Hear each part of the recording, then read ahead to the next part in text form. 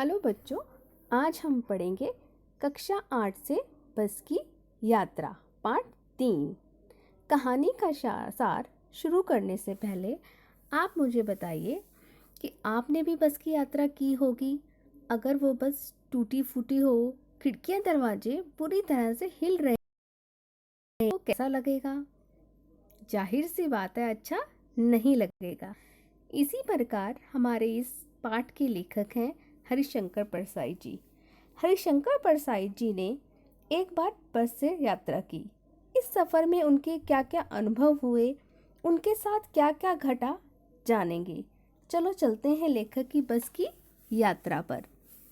लेखक और उसके 4 साथियों को जबलपुर जाने वाली ट्रेन पकड़नी थी। इसके लिए उन्होंने बस से पन्ना से सतना जाने का कार्यक्रम बनाया। वे सुबह पहुंचना चाहते थे। उनमें से 2 को सुबह काम पर भी जाना था। कुछ लोगों ने उन्हें शाम वाली बस से यात्रा न करने की सलाह भी दी। लेखक ने जब बस को देखा तो उन्हें वह बहुत ही बुरी हालत में लगी। उन्हें लगा बस वृद्धावस्था में है। लेखक को लगा बस पूजा करने योग्य है, इस पर चढ़ा कैसे जा सकता है। उसी बस में कंपनी के एक हिस्सेदार भी यात्रा कर रहे थे। उनके अनुसार बस एकदम ठीक थी और अच्छी तरह से चलेगी नहीं बल्कि दौड़ेगी। बस की हालत देखकर लेखक और उसके साथी उससे जाने का निश्चय नहीं कर पा रहे थे। लेखक के डॉक्टर मित्र ने कहा, यह बस नई नवेली बसों से भी ज़्यादा विश्वसनीय है, क्योंकि अनुभवी है। लेखक अपने साथियों के साथ बस में बैठ गया। जो छोड़ने आए थे वे इस तरह देख रहे थे मानो वे इस दुनिया से ही जा रहे हों। बस के चालू होते ही सारी बस हिलने लगी। खिड़कियों के बचे खुचे कांच भी गिरने की स्थिति में आ गए।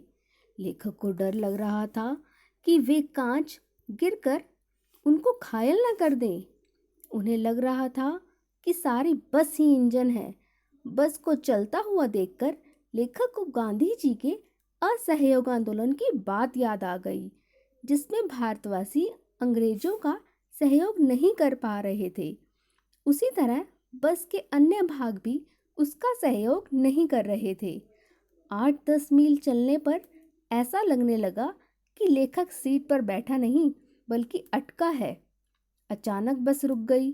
पता चला कि टंकी में छेद हो गया है।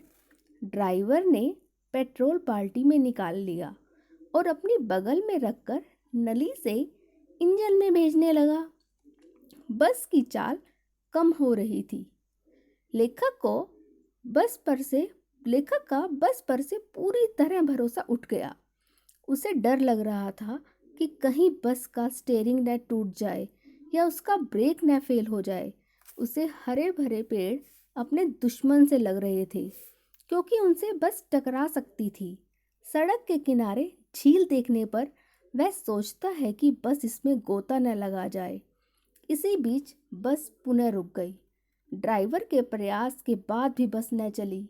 कंपनी के हिस्सेदार बस को फर्स्ट क्लास की बताते हुए महज संयोग बता रहे थे कि कभी कभार ऐसा हो जाता है।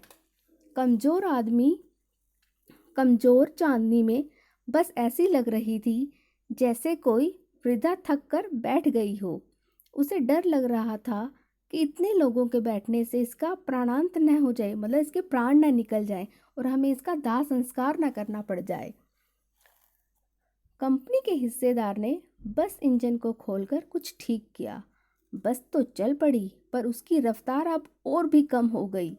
बस की हेडलाइट की रोशनी भी कम होती जा रही थी। वह बहुत धीरे धीरे चल रही थी। अन्य गाड़ियों के आने पर वह किनारे खड़ी हो जाती थी। बस कुछ दूर चलकर पुलिया पर पहुंची ही थी कि उसका एक टायर फट गया और बस झटके से रुक गई। यदि बस की स्पीड तेज होती तो उछलकर नाले में गिर जाती।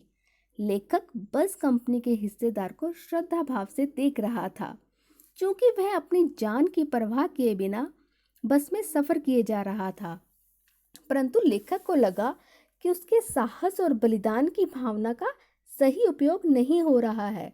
उसे तो क्रांतिकारी आंदोलन का नेता होना चाहिए था। बस के नाले में गिरने से यदि यात्रियों की मृत्यु हो जाती है तो देवता बाह पसारे उसका इंतजार करते और कहते कि वह महान आदमी आ रहा है जिसने अपनी जान दे दी पर टायर नहीं बदलवाया। दूसरा टायर लगाने पर बस पुनः चलने लगी एवं उसके मित्र पन्ना या कहीं और जाने का बिल्कुल उम्मीद छोड़ चुके थे। उन्हें लग रहा था कि पूरी जिंदगी उन्हें इसी बस में बितानी है। अब वे घर की तरह आराम से बैठ गए और चिंता छोड़कर हंसी मजाक में शामिल हो गए। आशा करती हूँ कि कहानी का सार समझ में आया होगा। अब पूछे गए प्रश्नों के उत्तर दीजिए। धन्यवाद।